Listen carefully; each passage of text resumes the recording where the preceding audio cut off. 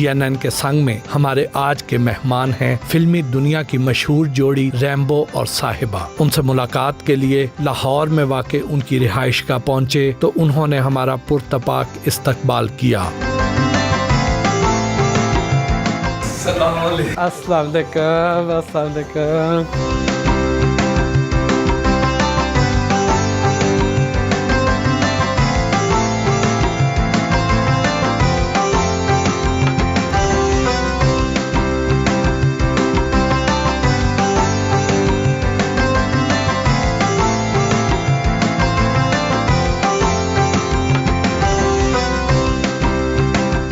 Rambo साहिबा कैसे हैं आप?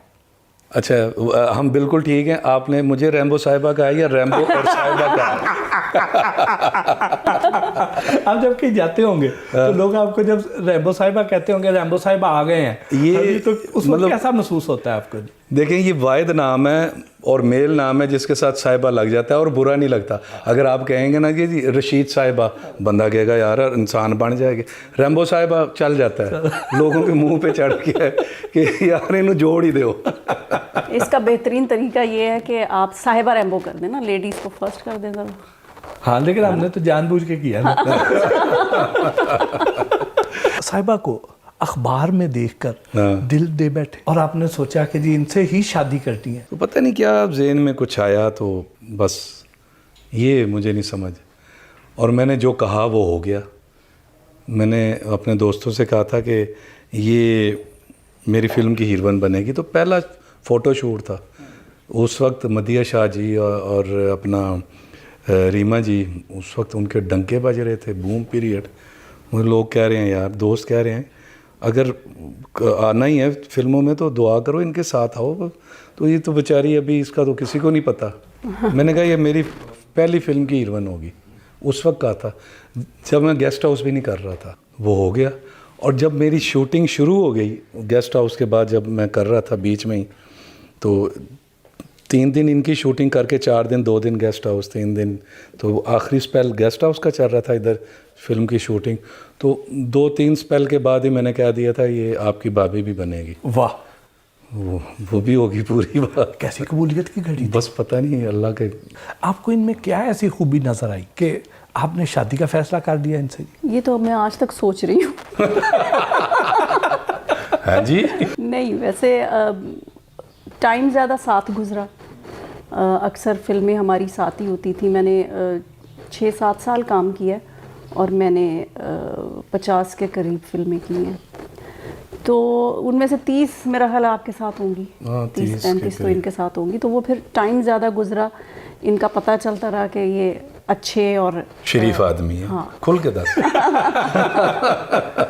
नेचर वाइज ये अच्छे थे और एक फेयर बंदा होता है ना, पता चल जाता है। तो वो इनमें नज़र मुझे आया। बड़ी मुश्किलात आई शादी करते हुए? हाँ, वो अब लगता है ठीक है, उस वक्त लगता था मुश्किलात हैं और मैडम को पागल हैं, क्या कर रही हैं, क्यों इतनी रुकावटें डाल रही हैं। लेकिन अब लगता है कि सही है। कुछ फ़ैसले, जैसे आज मैं अपनी छत के नीचे हूँ तो शायद वो उन्हीं की एक शर्त की वजह से। तब मुझे कहती हैं बड़े हीरो आए थे बड़े गए। बहुत शौक है शादी का। मैं कहते पहले अपना कोई घर बना के दिखाओ। शायद घर ना बनता क्योंकि पैसे जुड़ने मुश्किल होते हैं। तो वो मैंने जोड़े। उसमें मुझे एक थोड़ा सा नुकसान हुआ कि मैंने कुछ ऐसी फिल्में भी साइन कर ली कि जिनमें मेरा रोल इतना अहम नहीं था, मुझे पैसे चाहिए थे। तो वो थोड़ा सा नुकसान हुआ मुझे। ये तो आती गनमैन के साथ थी, उस वक्त की बड़ी गाड़ी थी। कहती हैं उसके नखरे और उसका वो देखा रहन सहन, तो उन रेंट पे रहते और तुम पहले अपना घर बनाओ, नई गाड़ी लो। मेरे पास गाड़ी भी पुरानी थी। कहती हैं इस तरह नहीं बेटा, ज़रा चलो थोड़ा सा तो निकल के दिखाओ ना। तो फिर वो मैंने 5 साल दिन रात एक किया। फिर मुझे उन्होंने कहा जी ले जा। फिर जब आपकी पहली मुलाकात हुई रैम्बो साहब से, तो उस वक्त आपकी क्या सोच थी इनके बारे में? कैसा इंप्रेशन था इनको? मेरी कोई ऐसी कहाँ मिले थे याद है? सोच नहीं थी। पहले तो ये बताएं कि पहली दफ़ा कहाँ मिले थे? पहले हम, हाँ, ये घर आए थे हमारे। जो प्रोड्यूसर थे, प्रोड्यूसर और डायरेक्टर फिल्म के, वो लेकर आए थे इनको। घर में बैठे हम, तो मैंने कहा किसका घर है, मुझे बता ही नहीं रहे। भाई यहीं से एयरपोर्ट जाना है, तो अगले हफ्ते वो कोई मसला है।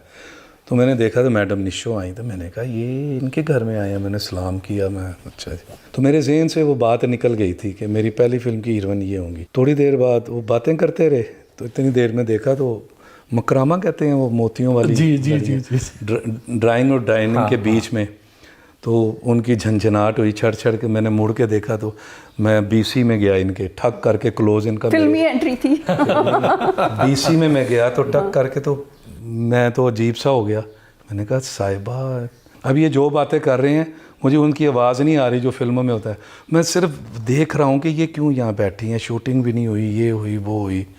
तो उसके बाद मुझे ठक करके आया कि पहली फिल्म की हीरोइन। उठ के गया, मैं एयरपोर्ट गया, तो मैंने कहा अब्दुल्ला साहब हम यहाँ क्यों आए थे? तो कहते हैं जी वो मैडम से बात करने आए थे, बात हो गई है, तो फाइनल मीटिंग थी, तो आपको भी दिखाना था, मैडम को भी ज़रा, तो उन ड्रामों में देखा हुआ था।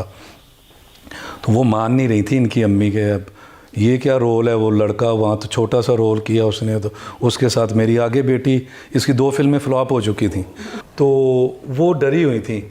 तो मुझे इसलिए लेके आए थे, तो वो समझ रही थी मैं काला ही था, लेकिन बच्चों तो मुंडा चिट्टा सी उस वेले थे, तो वो आतिश जवान था। और फिर थोड़ा सा उनके घर में मेरे आने से ज़रा शोर मचा, बच्चे आए, मेरा ब्रदर इन लॉ इतना था, सिस्टर इन लॉ वो ज़रा इतनी थी, वो मेरे आगे पीछे, नौकर सारे मेरे आगे पीछे, गेट पे थोड़ा रश, तो वो मान गई कि नहीं इधर करनी है कोई करंट है मुंडे च।